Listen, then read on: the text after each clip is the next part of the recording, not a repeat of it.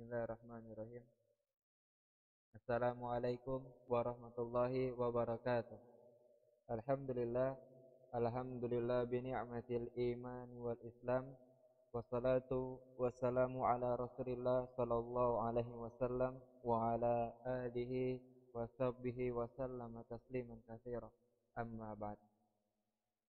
Pertama-tama kita panjatkan puji syukur kepada Allah Subhanahu wa taala atas nikmat dan karunia-Nya. Salawat dan salam senantiasa tercurah kepada baginda Nabi Yunal Karim Muhammad sallallahu alaihi wasallam. Baik, insyaallah pertemuan kita pada hari ini kembali membahas mengenai ilmu tajwid dengan judul Idhar Khalqi. Kita akan membahas baik dari pengertian, kemudian cara membaca, dan juga nanti ada beberapa contoh mengenai Idhar Khalqi. Baik, di sini yang pertama ada pengertian Idhar Khalqi. Idhar Khalqi merupakan salah satu cabang atau bagian dari hukum idhar yang terdapat dalam ilmu tajwid. Idhar mempunyai makna terang atau jelas. Disebut idhar khalqi, hal ini disebabkan oleh makhraj dari huruf-huruf tersebut keluarnya dari dalam tenggorokan atau halq, ya. Jadi tenggorokan dalam bahasa Arab adalah halqun, ya.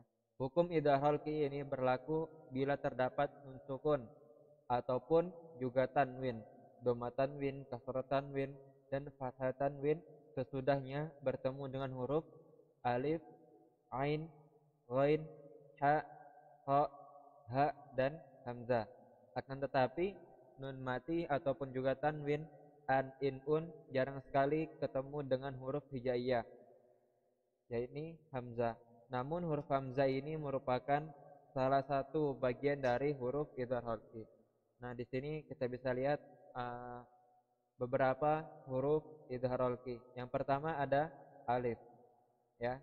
Alif, kemudian yang kedua ada ain, setelah itu ada huruf ghain, setelahnya ada huruf ha, kemudian kha, kemudian huruf ha, ya, dan tambahan satu yakni huruf hamzah. Nah, jadi huruf-huruf idhar khalqi ada alif, ain, ghain, ha, kha, ha, dan yang terakhir adalah hamzah, ya. Kemudian selanjutnya cara membaca idhar khalqi, ya. Cara membaca idhar khalqi adalah wajib terang atau jelas dan tidak boleh dengan berdengung. Ya, jadi cara membaca idhar khalqi adalah kebalikan dari cara membaca hukum ikhfa. Kalau ikhfa itu dengan cara sedikit ditahan kemudian berdengung. Tapi kalau idhar khalqi adalah wajib, ya, secara terang atau jelas dan tidak boleh sama sekali yang namanya berdengung. Seperti itu. Tapi di sini kita langsung masuk ke contoh hukum idhar khalqi. Contoh bacaan idhar khalqi nun mati atau tanwin, an, in, un bertemu dengan salah satu huruf idhar khalqi. Yang pertama ada man utiya. Man utiya.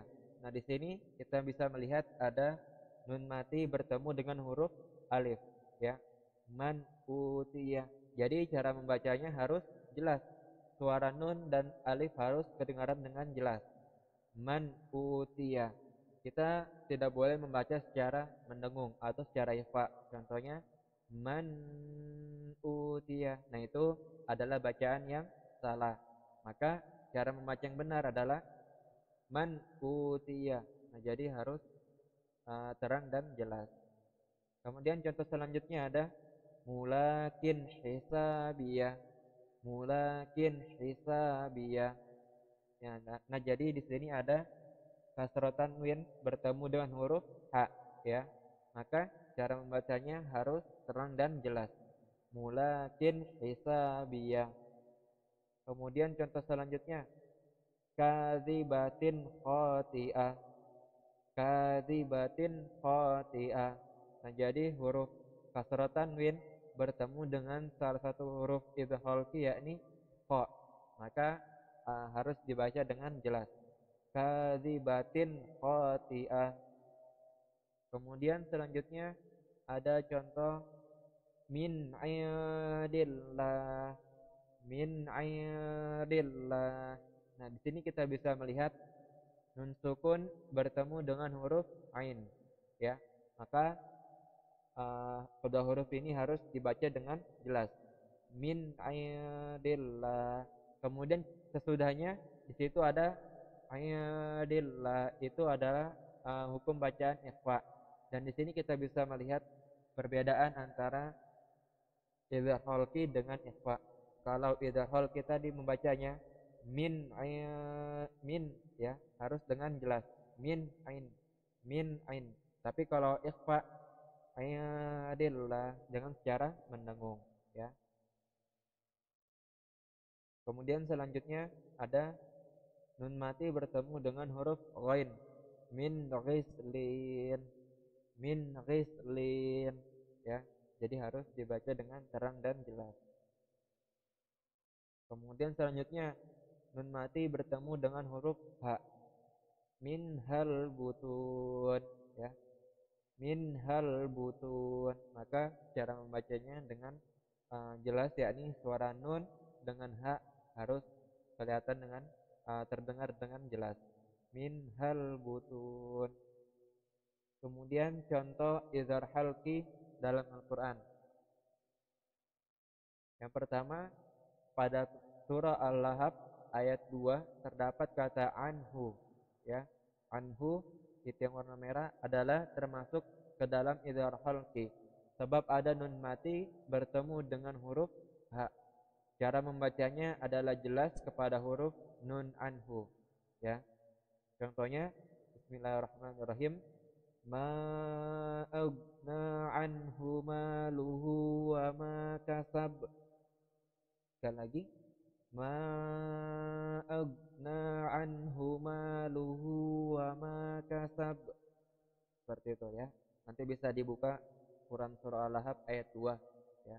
Jadi cara membacanya harus terang dan jelas pada kata-kata anhu, ya. Anhu maluhu wa ma kasab.